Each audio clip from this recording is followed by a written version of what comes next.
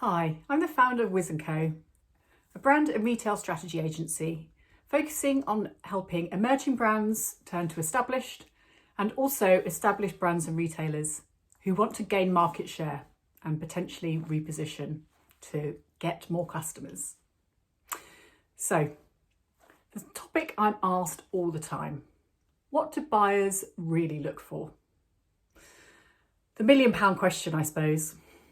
But what I'm going to do is talk through some of the things that they do look for and some considerations if you're thinking of approaching retailers. First of all, the buyer wants a genuine point of difference. So this is something that's different to the product assortment and the brands they already have. You certainly don't want something that's doing the same thing or similar. So as well as refining what your positioning is, you really need to make sure you're doing your research on retailers. Making sure you're approaching the right retailers for your brand. It's about having a very clear point of difference. So what are your unique selling points? How have you positioned your brand? What's your elevator pitch? What is your why? And what is your mission? So really consider all of these things, then how you communicate them in your pitch and your approach to a buyer. It's absolutely crucial that you demonstrate that your brand is very different from the brands they already stock. There's absolutely no reason for them to stock a brand that's similar to one they already stock. That's a lot of time, effort and work to displace a brand that's probably trading quite well and take a risk on a new brand. So you have to be very clear about how it is different to the brands that they already stock. So to do this, you need to make sure that you're researching your retailers. Make sure you really know their business inside out.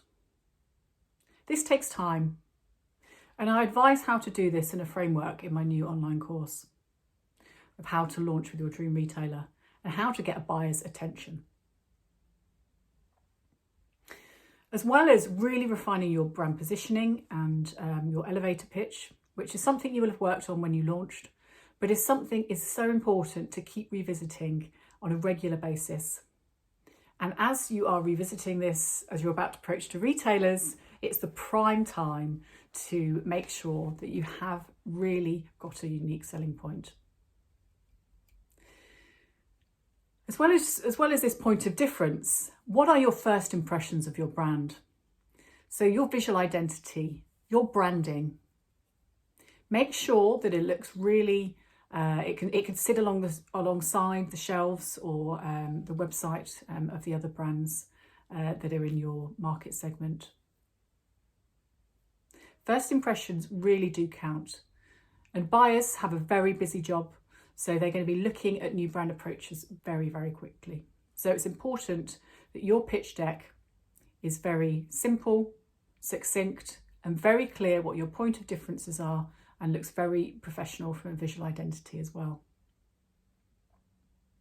The biggest thing that I see missing from approaches when I was a buyer is proving to the buyer that your product or your brand has the opportunity to take lots of money. So buyers are very creative, but they're also very commercial. So they are trend spotters, they are visionaries, but they are also looking to take lots of money. They have very big financial KPIs that they need to be hitting. So it's really good to be able to demonstrate some proof of concepts to demonstrate to them why you think your brand will take money. And this isn't about giving them a sales number, saying we think we can take X thousand pounds a week in your store. It's about giving them indications to prove customer demand, prove brand awareness in the market, and prove how your brand aligns to market trends. There's lots of different ways that you can prove this. And it's about picking the best ones to include in that pitch pack.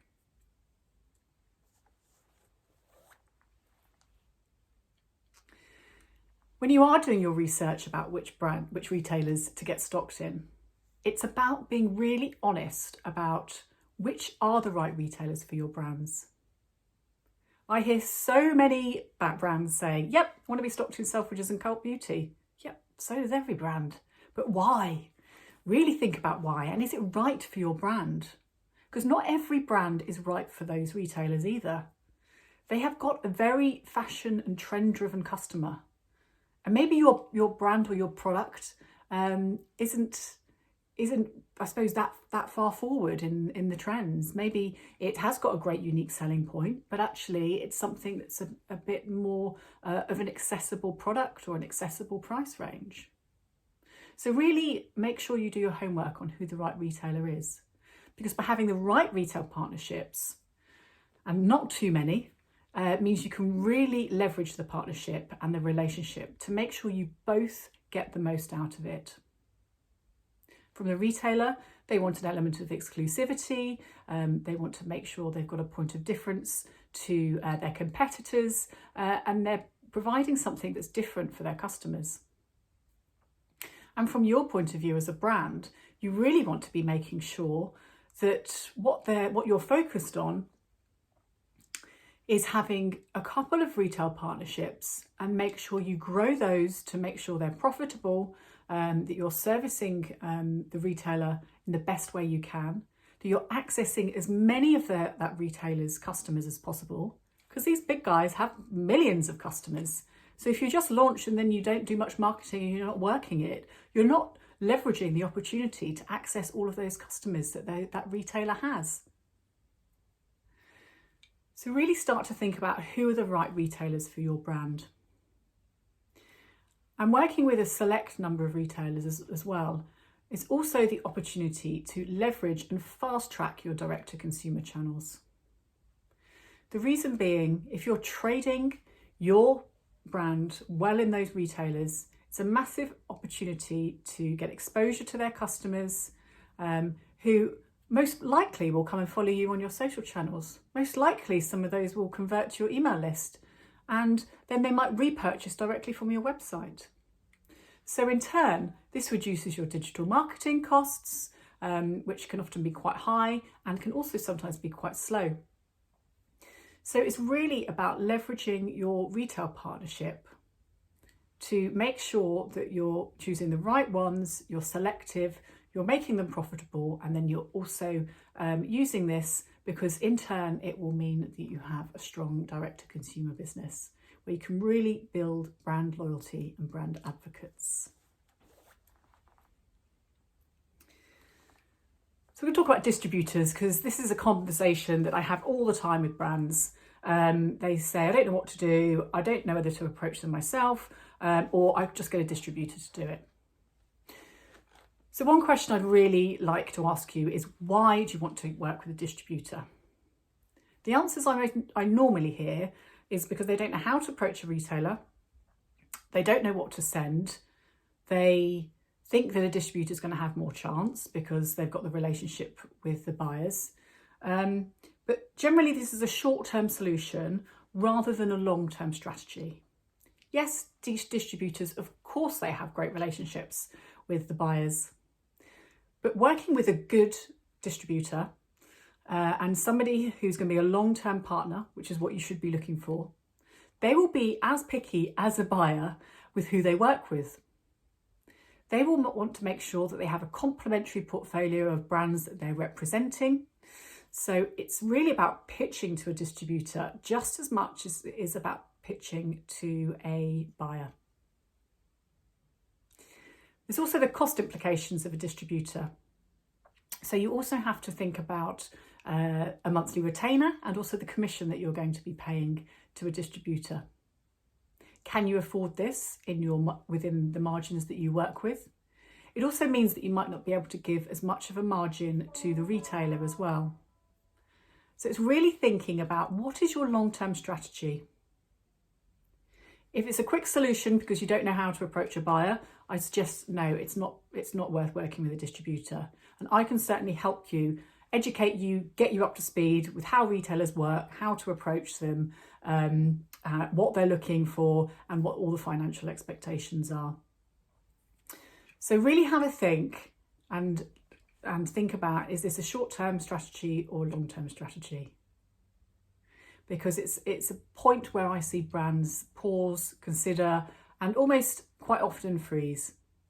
So it's definitely something to consider and think about, which is why I'm including it here. So I hope that's been helpful. So the last couple of years, I've had this idea of launching an online course, an online program, and I have finally managed to get all the ideas out of my head over the summer, which has been amazing. And I have created an online program to help more brand founders approach retailers directly.